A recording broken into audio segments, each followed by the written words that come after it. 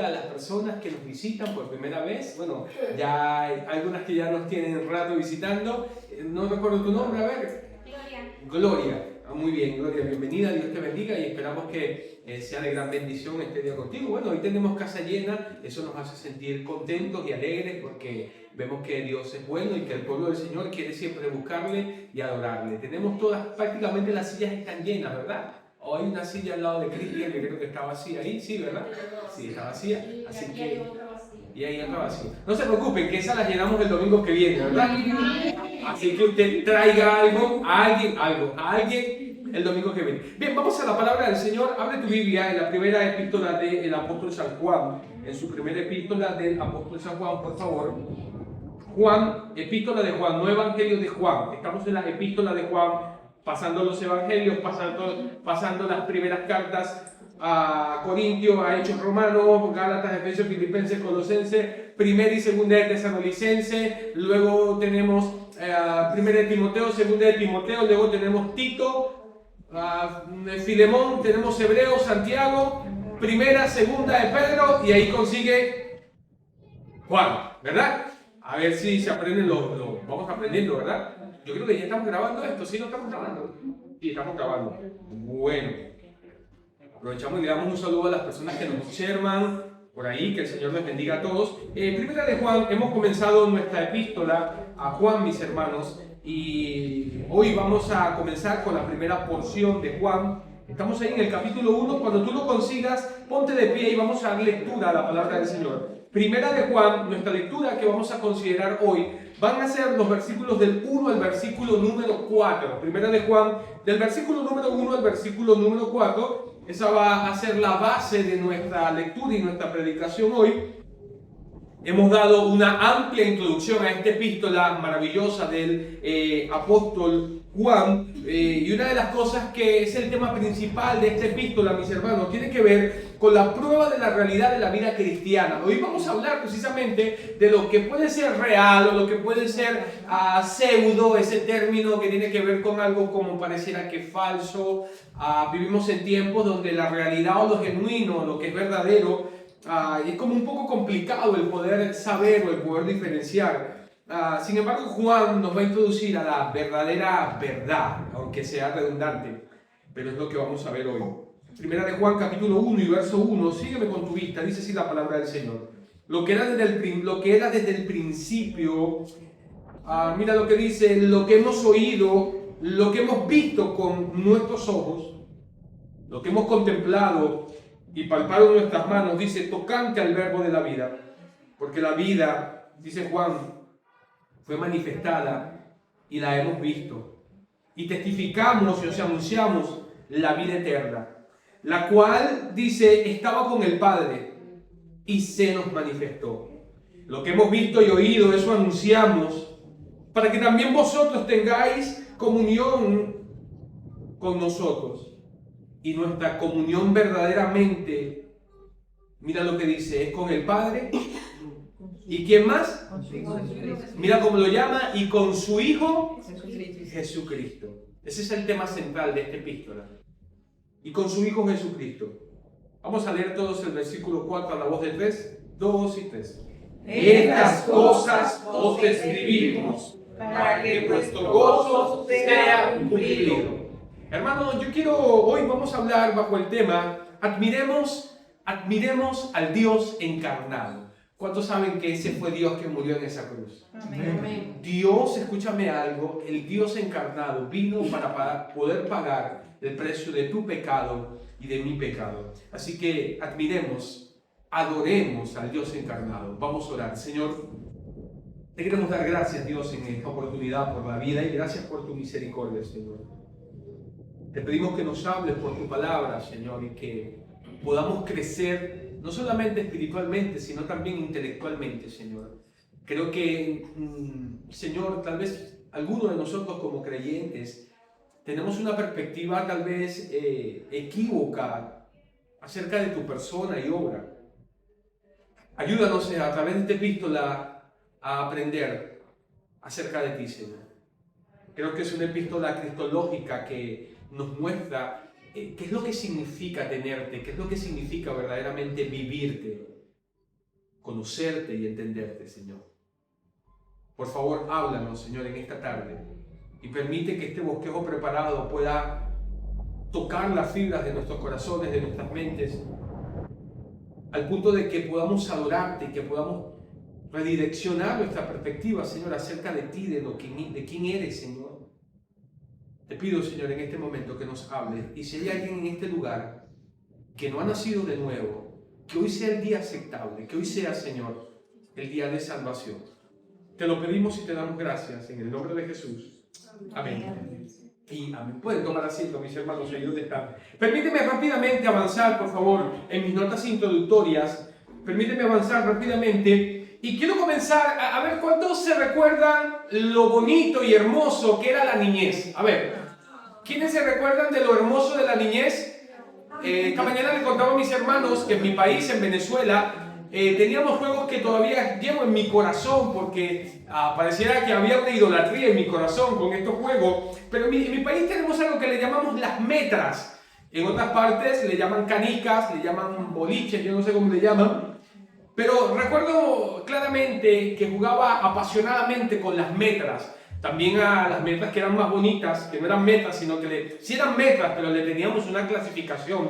Le llamábamos los culines porque esas metras eran especiales, eran de color, tenían rayas amarillas, verdes, las pintaban de una manera y wow, tener esa categoría de metra era grande. Y luego tenían las bolondronas, que eran las más grandotas, las que venían más grandotas. Y hacíamos todo un juego, y yo te tengo un montón de historias con eso. Pero no solamente esos fueron los tipos de juegos que marcaron nuestra niñez. ¿Qué te parece el gurrufío o el soplador? No sé cómo le dicen acá. El gurrufío que se hacía con chapa.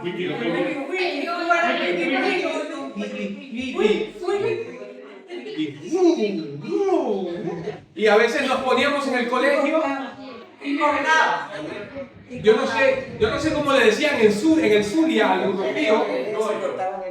No, el yoyo era el que iba hacia abajo. Y tienes el gurrufío que hacíamos guerra a los niños y el que roncaba más.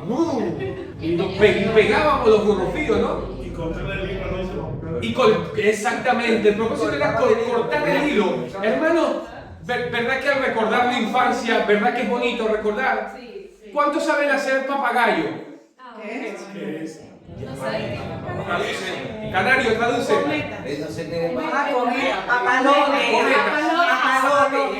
Papalotes. Barriletes, papalotes, cometas, etc. Y lanzar en una pasión que el papagayo o el papalote, no sé cómo le digas, cometa, en una pasión gigante, soltarle, y te sentías orgulloso porque el papagayo iba lejos, y tú decías, y entonces de repente venían personas y te daban el hilo y sentir el control del papagayo, ¿verdad? De la cometa. Y de repente te preguntan, mira, ¿qué pasó con tu papagayo? Oye, se me fue a la isla. ¿Sabes qué significa que se fue a la isla? Que voló tan alto que el papagayo se fue a la isla. Qué hermoso, hermanos, es poder recordar la infancia de esta manera. Y quise introducir este tema porque ¿cuántos se recuerdan esta frase que decía, había una vez? ¿Cuántos se recuerdan? ¿Verdad? ¿Recuerdas lo emocionante que eran esas palabras? Las hermanas que fueron niñas en algún momento, ¿verdad? Lo emocionante que eran esas palabras. Había una vez una historia de una princesa mágica, ¿verdad? Qué emocionante era poder escuchar esas palabras, mis hermanos. Era la puerta de entrada a un mundo probablemente maravilloso, mis hermanos, de ilusiones. Un mundo tal vez lleno de sueños, un mundo lleno de, mis hermanos, tal vez en ese momento era la escapatoria a circunstancias que estaban dentro de nuestro hogar o a las circunstancias que nos rodeaban de dificultad, tal vez de dolor, y tal vez fuimos creciendo hasta que de repente ¡puf! Y ese había una vez, tal vez crecimos y a la vuelta de la esquina, mis hermanos, había una vez, se convirtió porque fuimos creciendo y ya vamos dejando algunas cosas de niños y todas esas historietas hermosas llenas de sueño, y alguna vez había una vez se convirtió en una cosa de niños, mis hermanos, porque comenzamos a querer descubrir y queremos algo que pueda ser verdadero. Yo siempre con mis niñas les digo, recuerden que eso no es real. Cuando ven alguna película de comiquitas, de estas que salen por acá, estamos siempre con ellas para poder explicar algunas cositas, porque es necesario, la situación no es privarlos del mundo, pero poder enseñarlos a que ellos puedan diferenciar lo que es verdadero a lo que no es verdadero, mis hermanos. Y comenzamos a crecer y tratar de descubrir la vida, y al descubrir la vida y al ir creciendo y dejar la niñez, descubrimos que la vida no es un parque de juegos. Lamentablemente llegamos al punto en nuestro crecimiento que descubrimos que la vida se convierte, mis hermanos, literalmente en un campo de batalla. ¿Cuántos entienden que la vida es un campo de batalla? La vida es un campo de batalla, mis hermanos, y que los cuentos de hadas y esas historietas hermosas y con todo lo que marcó de alguna manera nuestra niñez, mis hermanos, ya no tienen tal vez más sentido porque queremos ahora la realidad, queremos palpar y queremos ver lo que es de alguna manera genuino. La búsqueda de algo genuino no es un tema nuevo, es un tema que ha sido recurrente en la historia de la humanidad. Es un tema, mis hermanos, que ha sucedido desde los comienzos de la historia del ser humano. Es algo que es constantemente recurrente. Sin embargo, necesitamos decir que los hombres, los seres humanos, nosotros, tú y yo, y los seres humanos en el mundo, tratamos de buscar lo que es verdadero. Tratamos de buscar, mis hermanos, lo que es genuino, tal vez por medio de alcanzar satisfacción a través de las emociones, de las riquezas. Tratamos de alcanzar lo que es palpable o lo que nos puede llenar a través del poder, a través tal vez del aprendizaje, o incluso podríamos utilizar básicamente la religión o la iglesia para poder experimentar algo que entre comillas puede ser verdadero. Escúchame algo, la iglesia, las cuatro paredes, ni siquiera nosotros, aunque somos llamados la iglesia, de hecho somos la iglesia, no constituye la genuinidad y la verdad, aunque suene redundante, de lo verdadero. Y por eso estamos para poder mirar la epístola de Juan. No hay nada que sea realmente malo en todas esas experiencias que acabo de describir. ¿Está mal emocionarnos? ¿Está mal tener dinero? ¿Está mal de alguna manera, mis hermanos, aprender, conocer? Está mal, no está mal nada de eso, mis hermanos, con la excepción de que si eso en algún punto de nuestra vida trata de sustituir lo que es real y lo que es verdadero, ahí va a haber un gran problema. ¿Y sabes cuándo ocurre eso? Cuando todas esas emociones que tratamos de satisfacer nuestra vida, el dinero, las cosas materiales, cuando no llegan a cubrir verdaderamente nuestras necesidades existenciales. Y cuando hablo de necesidades existenciales me estoy refiriendo a aquellas cosas donde nos podemos sentir pleno y lleno. Hay un escritor que ha dicho de la siguiente manera: ¿sabes cuál es el mal del hombre? Hablando tanto de género como varón y hembra. ¿Sabes cuál es el mal del ser humano? Que no puede estar, es que no puede estar quieto, no puede estar tranquilo. ¿A qué sí somos así, hermanos? El ser humano no puede estar tranquilo con lo que tiene. El ser humano no puede estar tranquilo con lo que Dios le ha dado. El ser humano no puede estar tranquilo con lo que Dios en su gracia y en su misericordia ha permitido que de alguna manera nosotros tengamos. Pero estamos en la búsqueda de algo que pueda satisfacernos, de algo que pueda ser verdadero, que pueda ser genuino de alguna manera. Y sin embargo, necesitamos aclarar y decir categóricamente que en esa situación de tratar de buscar lo que nos satisface, lo que es verdadero, el yo, consíguete. ¿Ves lo que hablan los coaches ahora mismo? Encuéntrate contigo mismo, reinvéntate y ve en busca de encontrarte contigo mismo. Pero ¿qué rayos significa conseguirse consigo mismo? ¿Cómo te percibes? ¿Como un magnate millonario? ¿Cómo te percibes? Bueno, me percibo como un animal, como un león, como un perro. Esto no llega al punto central de la realidad y de la verdad. ¿Y sabes qué, mis hermanos? Personas en la sociedad gastan años valiosos de la vida, mis hermanos, años que probablemente no van a volver. No van a volver. El escritor del libro de Eclesiastés, Salomón, comienza su libro diciendo de las siguientes maneras: vanidad de vanidades. ¿Te recuerdas? Como dijo el predicador, vanidad de vanidades. Todo es vanidad. La palabra vanidad significa algo que es vacío totalmente. Ahora, entre poder distinguir, pastor, entre la realidad y lo que es pseudo, es decir, lo que es falso, Bueno, necesitamos distinguir en esta vida qué es lo que es real y qué es lo que no es real, mis hermanos. Una de las claves importantes en la vida cristiana es que tú y yo podamos aprender a distinguir en qué cosas estamos invirtiendo nuestra mente, nuestro corazón, nuestro tiempo, nuestra vida, y en qué cosas no tiene sentido invertir tanto de nosotros. Y es aquí, mis hermanos, para poder distinguir donde entra esta preciosa epístola de Juan. Es donde entra en escena esta primera epístola de Juan, porque trata el tema que siempre es vigente. ¿Sabes cuál es el tema que siempre es vigente? Tiene que ver con una persona. ¿Y sabes cómo se llama esa persona? Se llama la persona de nuestro Señor Jesucristo.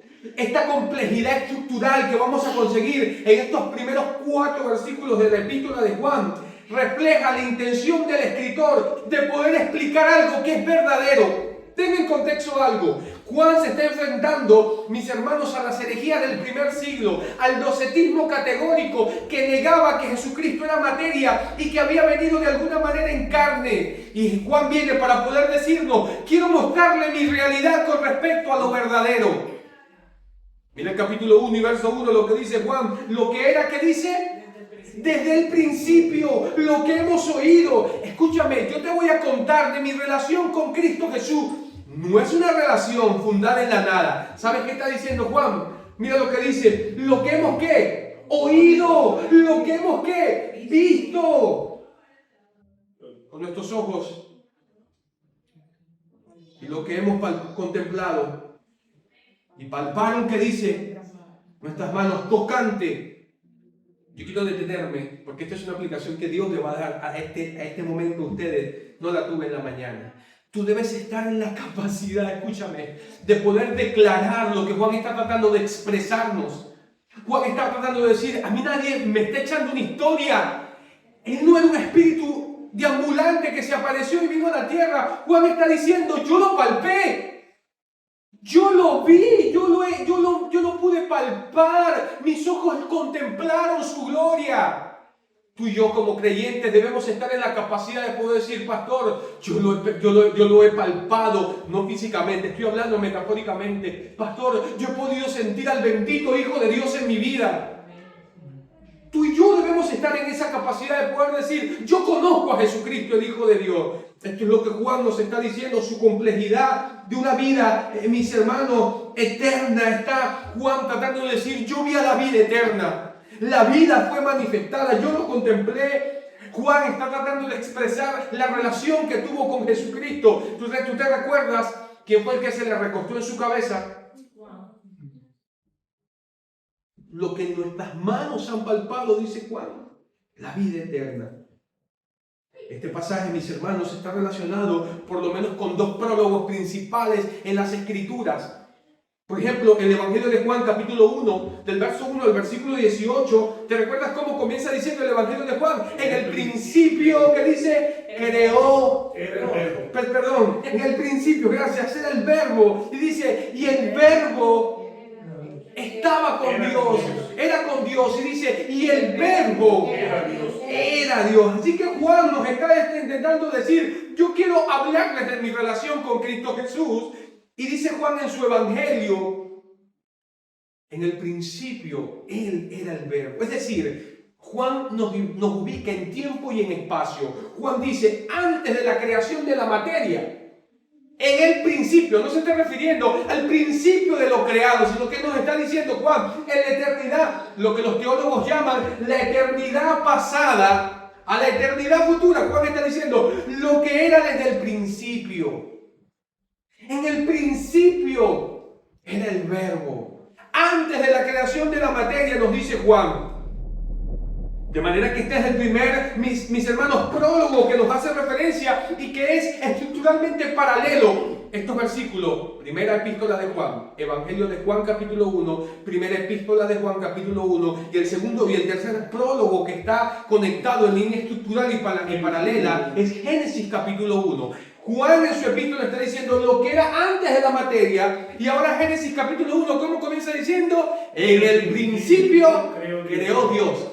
Antes, lo que era antes, lo que era del principio, y ahora lo que es después de lo creado. Es decir, la materia ha sido creada. De manera que al mismo tiempo esta relación de Génesis 1:1, la creación de la materia. Él era antes de la materia y Él es después de la materia. Yo lo palpé. Él es materia. Él es un hombre de carne y hueso. Juan viene para poder mostrarnos que el Señor Jesucristo, escúchenme algo, es un hombre de carne y hueso. Es completamente hombre, tiene emociones, tiene sentimientos, tiene un cuerpo, es un hombre completo. No es un semi-hombre, no es un semidios, es un eternamente Dios y un eternamente hombre, completamente Dios y completamente hombre. Es de carne y hueso, yo lo palpé, yo vi su gloria, dice Juan. Vamos a ver que tenemos una serie de participios relacionales, causales, que están de alguna manera, mis hermanos, están entrelazados. Son cláusulas relativas y son relativas en tanto en cuanto no se desconectan entre sí. ¿Y cuáles son esas cláusulas relativas? Que eran desde el principio. Es relativo totalmente a que lo hemos oído. Es relativo totalmente a que lo hemos mirado y que nuestras manos lo tocaron. Dice Juan, lo que vimos con nuestros ojos, dice Juan, la expresión griega significa de la siguiente manera, mis hermanos, es un espectáculo lo que nuestros ojos vieron. ¿No te parece un espectáculo lo que acabamos de ver hace un momento? Su crucifixión y su muerte criminal de la manera que fue, hermanos, muerto y asesinado nuestro maestro. Si eso te pareció impresionante, puedes pensar o tratar de imaginar conmigo, llevándonos en el mismo relato de Juan, que Juan dice, mira, escuchen algo, si se hubiesen escrito libros de todo lo que él hizo, no alcanzarían los libros ni las letras. Estoy tratando de parafrasear el pasaje de lo que nuestro maestro hizo. Vamos a ver que en el capítulo 1 Juan dice, nosotros le vimos, dice Juan, era gracia sobre gracia. Tú sabes que simplemente los evangelios detallan parte de sus milagros. La profecía que mirábamos la semana pasada dice, bendito el que viene, alégrate, hija de Sión. He aquí que tu rey viene, ¿te recuerdas? Y te recuerdas cómo la profecía lo describe. Manso, misericordioso. ¿Puedes imaginar la gracia manifestada en este mundo, lo misericordioso de nuestro Señor? Cuando caminó sobre esta tierra, sanando enfermos, teniendo misericordia de los desvalidos, de los pobres, alimentando a las multitudes cuando tenían hambre. Juan está diciendo lo que contemplaron nuestros ojos. Claro que sí, hubo en nuestros ojos de alguna manera, dice Juan, fue un espectáculo lo que nuestros ojos vieron. Hermano, nuestro maestro es maravilloso. Amén. Cristo es maravilloso. Fue un espectáculo lo que entró por nuestros ojos.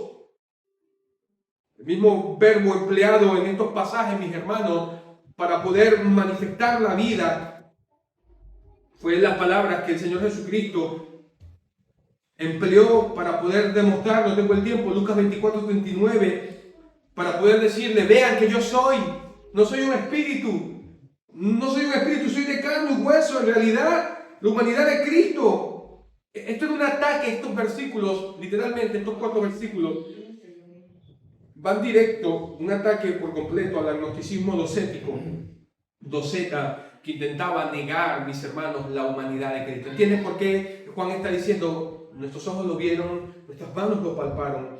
Así que el testimonio ocular de los apóstoles era uno de los criterios de la iglesia primitiva para la canonización. Una de las cosas en las que nosotros creemos que la Biblia únicamente la Biblia es la regla de toda fe y práctica sobre todo asunto de doctrina, de práctica y de religión. La Biblia siempre va a tener la última palabra. La última palabra en ninguna manera creemos que lo pueda tener un concilio, una iglesia histórica, una forma de religión o expresión, o cualquier institución o instituto o estatutos del mundo, llámese de cualquier lugar que sea. La última palabra en materia de fe y práctica lo tiene la Biblia, la palabra de Dios. ¿Y por qué? Bueno, porque tiene carácter apostólico. Escúchame algo.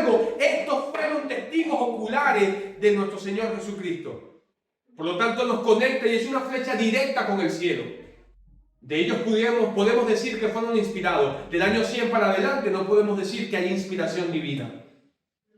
Así que creemos en un canon cerrado de 66 libros. A eso es que nosotros llamamos sola escritura. ¿Cuántos quieren lo genuino y lo verdadero? Amén. Juan había descubierto que la realidad que satisface no se halla ni en las cosas, ni en las emociones, ni en el dinero, ni en las personas. Escúchame algo, hermano, permíteme poder llevar aplicaciones prácticas. Escúchame algo. Los seres humanos no pueden satisfacerte, por el contrario, te desilusionan. ¿Alguien está conmigo? Lo más cercano a un hombre o una mujer que Dios nos ha dado, la relación, de hecho, escúchame, la relación más íntima y profunda que puede haber es la relación entre un hombre y una mujer, específicamente el matrimonio. De papá, de papi y mami no se dice que serán una sola carne. Dejará por tanto el hombre a su padre y a su madre y se unirá, ¿qué dice? A su mujer, y serán ¿qué? Una sola carne, indivisibles desde todo punto de vista. Pero escúchame algo, aún así, no hay nada que pueda satisfacer el corazón y la vida humana que la persona de nuestro Señor Jesucristo. Jesucristo, el Hijo de Dios, es quien puede satisfacer tu vida. Probablemente muchos de los que estamos aquí en este auditorio, una de las más grandes desilusiones que hemos tenido es porque en algún momento de nuestra vida hemos comenzado a colocar nuestra mirada en los hombres y no en Cristo Jesús. Probablemente el mayor porcentaje de las personas que vienen a la iglesia por la familia, vienen a la iglesia porque están buscando a una mujer, o están buscando a un hombre, o están buscando que el pastor o las personas les satisfagan. Pero escúchame algo, debes colocar tu mirada en el Señor Jesucristo. Aquí tienes un pecador que simplemente está siendo utilizado por Cristo Jesús. Pero ¿sabes cuáles son las grandes miserias del ser humano? Cuando comenzamos a buscar dentro de la iglesia prestigio, poder. Cuando comenzamos a buscar en la iglesia cosas que no satisfacen. Yo quiero lo real. Yo quiero lo verdadero. Y eso se consigue única y exclusivamente en la persona de nuestro Señor Jesucristo. Necesitamos asimilar y entender eso. Me encanta esta frase y quiero que la puedas tomar. La vida cristiana, la vida que es verdadera. ¿Cuántos saben que la vida cristiana es la real? Amén. La verdadera. Cuando vivimos la vida cristiana estamos cerca de lo verdadero. Así que la vida cristiana, la vida verdadera, es una hermosa mezcla de algo antiguo con algo nuevo. ¿Te recuerdas lo que dice 2 Corintios 5:17? Que dice, de modo que si alguno que dice está en Cristo, ¿qué pasa? Nueva criatura es. Y aquí que las cosas viejas pasaron, y aquí que todas son hechas nuevas. No es que cuando nosotros venimos a Cristo hay una especie de reencarnación y ahora reencarnamos en otra persona. En lo absoluto, no. Dios toma lo antiguo tuyo y lo comienza a hacer cosas nuevas, y cosas nuevas que suelen ser maravillosas. Cuando antes utilizábamos nuestros recursos, utilizábamos nuestras capacidades y talentos para hacer el pecado, ahora cuando Cristo viene a nuestra vida, nos toma, como hizo con Adán, nos forma, nos toca, porque lo que Dios toca, escúchame, lo cambia de inmediato, y no solamente lo toma, lo cambia y lo hace nuevo. Eso se parece mucho a 1 Corintios. Lo vil. ¿Te recuerdas? Lo menospreciado. Dice que Dios toma lo que no es para deshacer lo que es. Dios no tomó a los sabios, Dios no ha tomado a los fuertes, Dios ha tomado a los débiles de este mundo para hacerlos fuertes para la gloria del Señor. Así que cuando el diablo te diga que tú no vales nada, cuando el diablo intente bajar tu autoestima, dile que no, dile que tú eres una preciosa y nueva criatura en Cristo Jesús. Los que están en Cristo son una nueva criatura. El Espíritu Santo toma las cosas viejas y las convierte en cosas nuevas, en mis hermanos, en nuestra vida. El precioso Espíritu Santo de Dios toma lo viejo, es maravilloso, ¿verdad? Y lo hace nuevo en Cristo Jesús. ¿Sabe quiénes son los más dichosos de esta vida? Los creyentes. ¿Y sabe por qué? Porque cada día y cada mañana es un nuevo comienzo. Cada día es un nuevo comienzo para el creyente.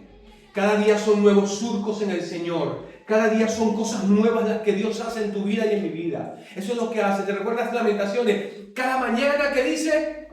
Son nuevas sus misericordias, grande es su fidelidad. Esa es la base de la teología de la vida relacional, de los atributos de Dios. Cuando tú y yo somos infieles, ¿qué hace Dios? Él permanece en fidelidad y te dice, sigue adelante, yo te perdono. 7 veces cae el justo, 7 veces Jehová. 7 veces Jehová le levanta. Sigue adelante, vive la vida que agrada al Señor. Y de alguna manera, cuando nos comenzamos a pensar si esa es la bendita obra del Espíritu Santo, podemos aún hasta carcajear y pudiéramos reír, mis hermanos. Yo colocaba en mis notas, ja, ja, ja, ja. Cuando te detienes a pensar, y la consecuencia lógica de esta enseñanza es que debemos terminar diciendo que el Espíritu Santo nunca, pero nunca envejece. ¿Cuántos saben que el Espíritu Santo nunca envejece? Nunca envejece. El Espíritu Santo siempre es joven. Es la única persona que está hoy en la tierra y que estuvo aquí hace siglos. Cuando Jesús vivió, murió y fue sepultado entre los muertos. Es el único que puede tomar lo antiguo y hacerlo nuevo. Es el único que puede tomar las antiguas verdades y hacerlas recientes, renovadas en nuestra experiencia de fe y de vida práctica. Quiero hacerte una pregunta. ¿Te recuerdas cuando llegamos al Evangelio? ¿Te recuerdas cuando esas grandes verdades? ¿Te recuerdas, mis hermanos, cuando tal vez tomábamos el libro de Salmo y decíamos, ¡wow! ¡Qué profundidad! O cuando leíamos las historias de los Evangelios. Cuando leíamos un texto bíblico y el texto tomaba nuestra mente, nuestras emociones y decíamos, ¡wow! ¡Qué maravilloso! Yo, como dicen aquí en Canarias, yo. ¡Wow! Yo nunca había visto algo como esto. Te hago una pregunta. ¿Suelen ser eso para nosotros antiguas verdades? El Espíritu Santo puede tomar toda esa grandeza todavía para poder, escúchame, hacerte que puedas temblar y caer de rodillas ante el Maestro. He tenido una crítica muy pesada cuando he dicho de alguna manera que no puedo entender, mis hermanos. La semana pasada celebramos una maravillosa fiesta. El cristianismo estaba de fiesta el domingo pasado. ¿Por qué? Porque estábamos celebrando la bendita resurrección de nuestro Maestro.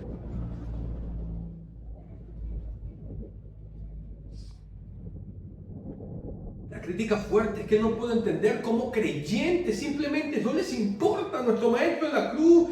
No entienden que es una gran fiesta la resurrección de Cristo, mis hermanos. Es la columna vertebral fundamental, mis hermanos, de nuestra fe. Mira, Dios se ha revelado a través de la creación. Romanos 1:20 dice que porque las cosas invisibles de Él, su eterno poder y deidad, se hacen claramente, dice Romanos 1:20, visible desde la creación del mundo, dice, siendo entendidos por medio de las cosas creadas y hechas, de modo que no tienen excusa, mis hermanos. Es decir, a esto le hemos llamado revelación natural y revelación especial. La revelación natural es la creación del mundo, de las playas, de las montañas, de la geografía, de los relieves. Esto le llamamos revelación natural. Y tenemos la revelación especial, es decir, la Biblia, la palabra de Dios. Sin embargo, la revelación natural, la creación por sí sola no podría, escúchame algo, contarnos la historia del amor de Dios. Quédate con los primeros 4 versículos de Juan. La creación no nos puede contar la historia por completo. No puede contarnos la historia de amor de Dios. Pero yo tengo 2 testigos que sí pueden contar la verdadera historia de amor entre tú y Dios, entre yo y Dios. Son 2 testigos fundamentales. Evidentemente, la verdadera historia de amor entre Dios y tú solo puede ser descrita por 2 testigos. La primera es la Escritura, porque describe, de hecho lo acabamos de ver en un video, describe la muerte criminal de nuestro Maestro por tus pecados y mis pecados. Ese es el primer testigo. ¿Y sabes cuál es el segundo testigo? Que puede describir la mayor historia de amor de Dios hacia tu vida y hacia mi vida. ¿Sabes quién es? Eres tú mismo, soy yo mismo. Yo mismo, el segundo y verdadero creyente que ha sido colocado en mis notas, mis hermanos, transformado por el poder de Dios. ¿Y sabes cómo puede contarlo? Cuando Él grita a grandes voces diciendo, Dios me ha cambiado.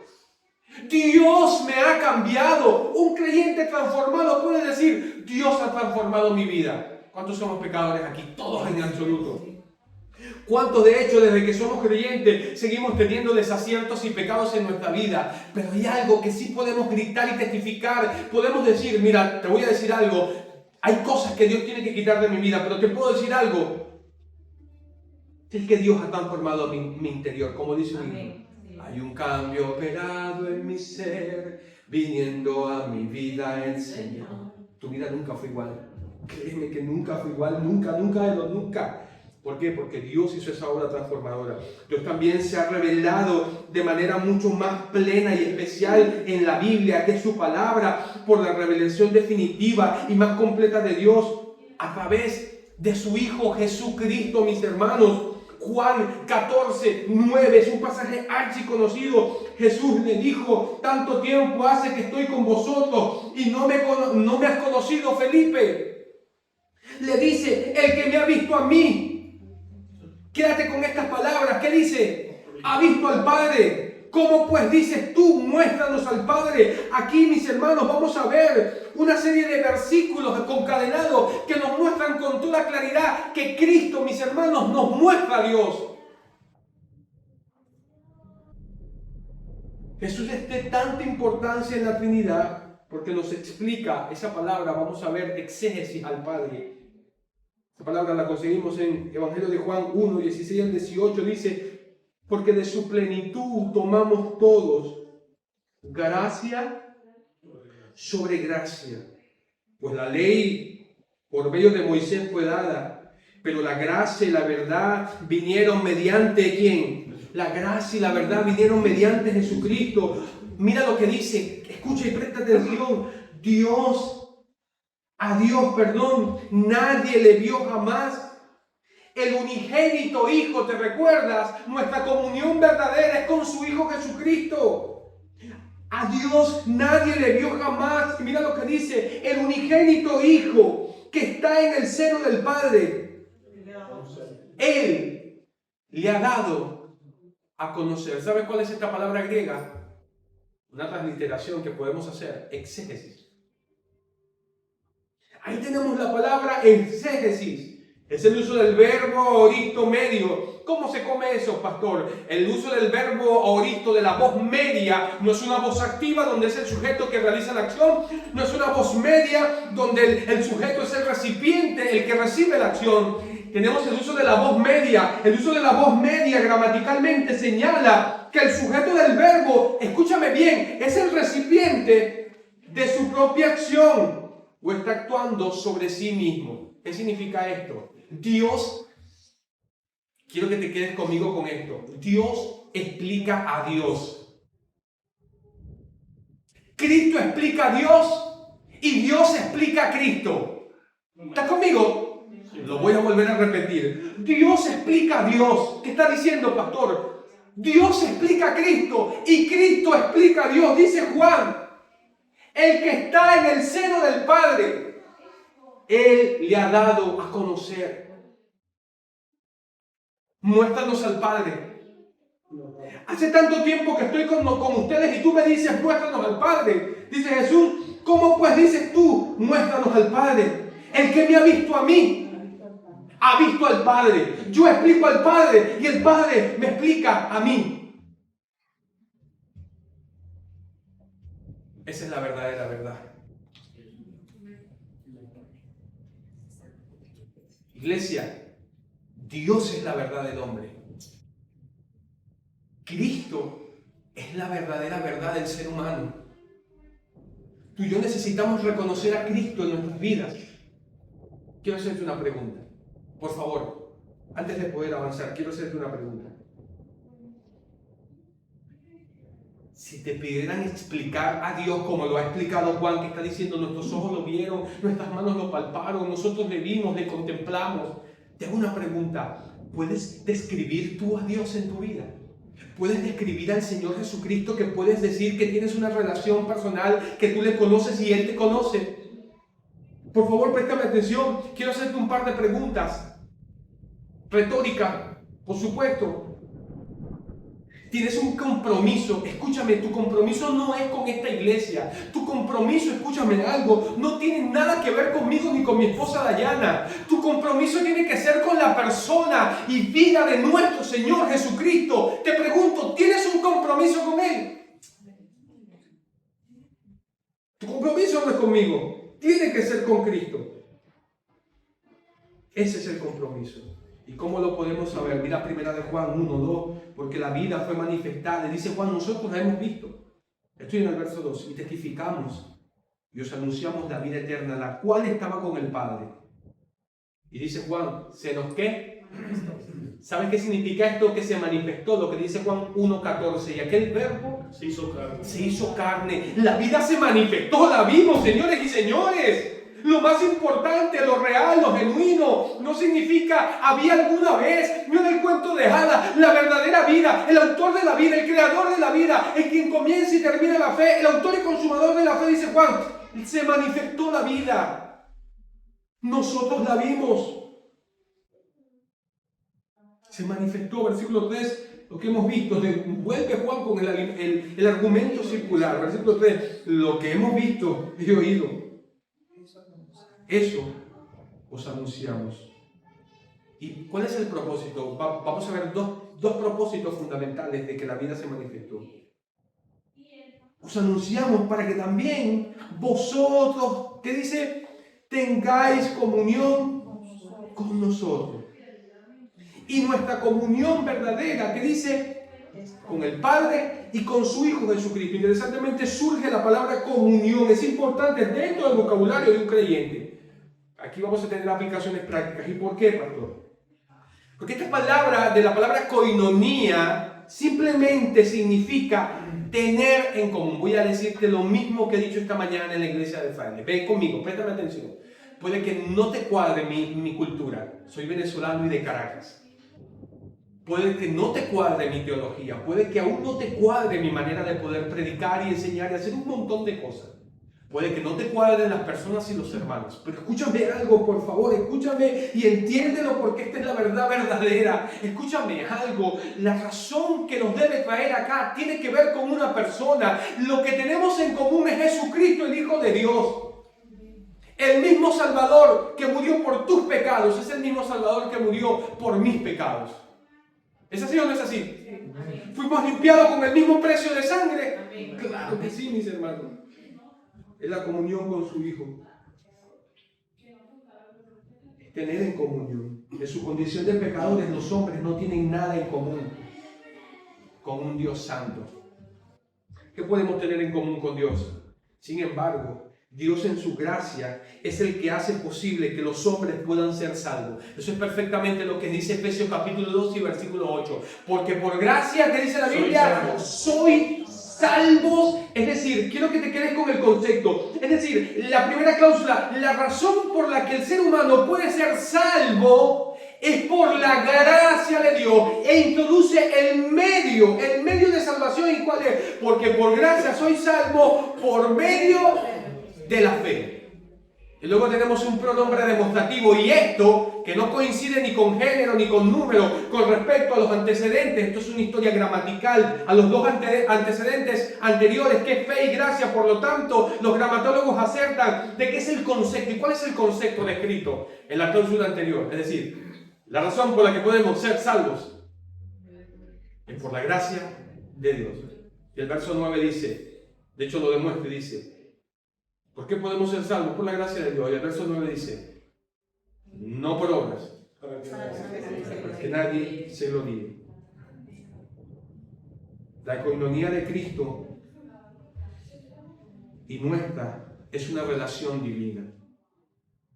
Envió a Cristo para tener algo en común con los hombres. ¿Cuántos dicen amén? Amén. Cristo tomó un cuerpo humano y se convirtió en un hombre. Rápidamente te voy a presentar dos pasajes, o los tres pasajes cristológicos más importantes. Voy a leerlos simplemente. Filipenses 2, 5 al 8 dice, haya pues en vosotros el sentir, este sentir que hubo en Cristo Jesús, el cual siendo en forma de Dios no estimó en ser igual a Dios como cosa a que aferrarse, sino que se despojó de sí mismo, tomando, dice, forma de siervo, hecho semejante a los hombres, y estando en su condición, mira lo que dice, Cristo, esto es cristología pura, Cristo ha asumido una naturaleza humana, y estando en su condición de hombre, se humilló haciéndose obediente hasta la muerte y muerte de cruz. Ese es el pasaje, uno de los pasajes más importantes de la cristología que deben ser analizados profundamente. Y el segundo, en mi criterio, es Hebreos capítulo 2 y versículo 15. Y esto tiene que ver con el hecho de que Él se hizo hombre para que tú y yo pudiéramos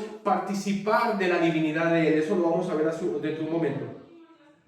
Así pues, dice Hebreos 2, 14 al 15, así que por cuanto los hijos participaron de carne y sangre, Él también participó de lo mismo, ¿Ves lo que dice? Él también participó, que dice de lo mismo. Es decir, Cristo, Dios participó. Por eso es que estamos diciendo, el tema de este sermón dice, adoremos al Dios encarnado. Escúchame, Él también participó de lo mismo para destruir por medio de la muerte al que tenía el imperio de la muerte, esto es, al diablo, y librar a todos los que por el temor de la muerte estaban durante toda la vida sujetos a servidumbre. Jesucristo, mis hermanos, tomó sobre sí la naturaleza de hombre para que nosotros, por medio de la fe, pudiésemos recibir la naturaleza de Dios. Dios se hizo hombre para que tú y yo podamos participar de la naturaleza divina. ¿Qué te parece? Él se encarnó para que tú y yo pudiéramos tener acceso de participar de la naturaleza divina. Y concerniente a esto, dice Pedro de la siguiente manera, por medio de la cual nos ha dado preciosas y grandísimas promesas, para que por ella llegaseis a ser participantes, que dice, de la naturaleza divina. El divino se hizo hombre para que los hombres pudieran tener la naturaleza divina de Dios. Tú y yo tenemos la naturaleza de Dios. No es suficiente riqueza y satisfacción en la vida. ¿Qué es lo verdadero? ¿Qué puede ser lo verdadero después de tener a Dios viviendo dentro de nosotros? Pecadores, ¿cuántos? Y con Dios dentro, sí. Eso es imposible, no es real. Participantes de la naturaleza divina. Con Cristo estoy juntamente crucificado. Ya no vivo yo. ¿Vive Dios en ti o no vive Dios en ti?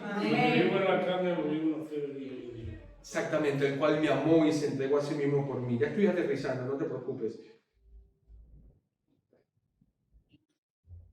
Mira conmigo, por favor, el verso 4. Estas cosas que dice, os escribimos para que vuestro ¿qué? Gozo sea cumplido. Para que vuestro gozo sea cumplido. En la epístola de Juan se utiliza una sola vez la palabra gozo. Y esta es la única vez donde se utiliza la palabra. En toda la epístola no hay más la palabra gozo. De manera que Juan nos ha dicho que él nos está contando su experiencia con Dios, de que le ha visto, que le ha palpado, que le ha contemplado, para que podamos tener ¿qué? Comunión unos con otros. Y segundo, para que podamos tener gozo. ¿Qué nos está diciendo Juan? Si tú tienes a Cristo, tú puedes tener gozo. Si tú no tienes a Cristo, tú no tienes gozo. ¿Me permites usar un ratico el bisturí? ¿Me permites? Mira, escúchame algo.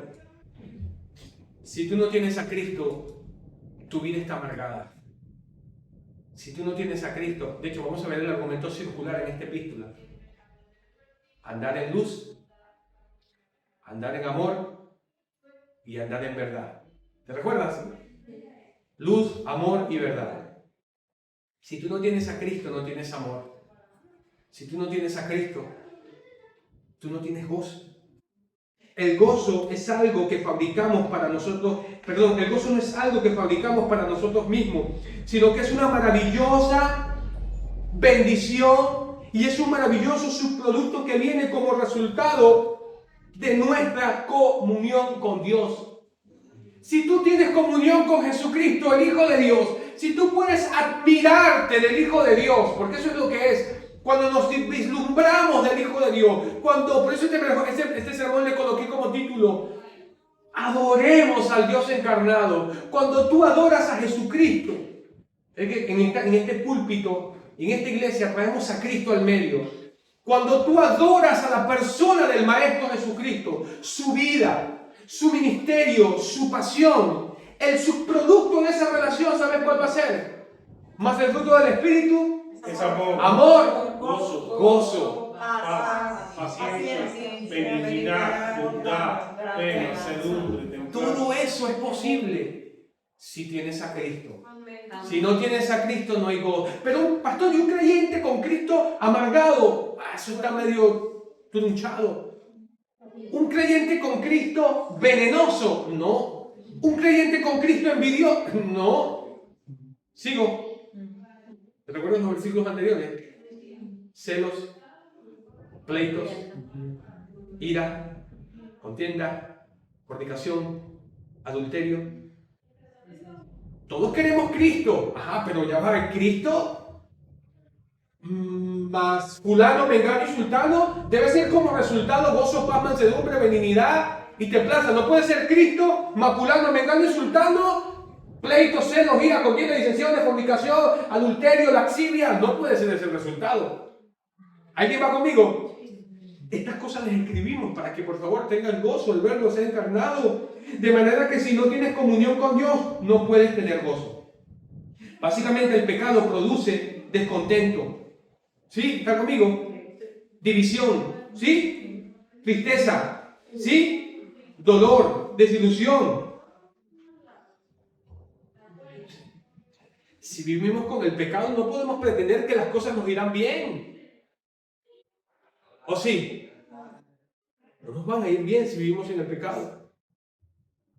El pecado no promete gozo. El pecado siempre produce tristeza y dolor. Dejemos de excusarnos. El dolor que hemos vivido y sufrido tiene que ver con el pecado. ¿Alguien está conmigo? Venga, necesitamos reconocerlo. Los deleites de Dios duran toda la vida. Juan en este epístola, vamos a ver, a la altura del capítulo 2 dice todo lo que hay en el mundo. Los deseos de los ojos. Los deseos de la carne, los deseos de los ojos.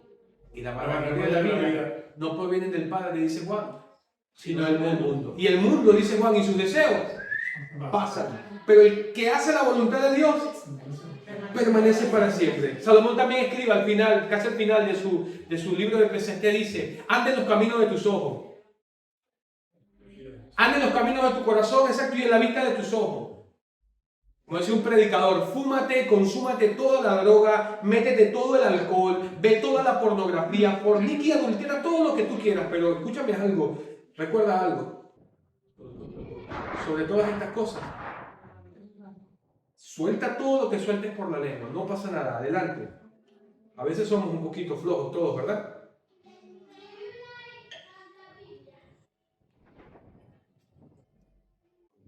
Sobre todas estas cosas te jugará Dios. Aterrizo el avión rápido.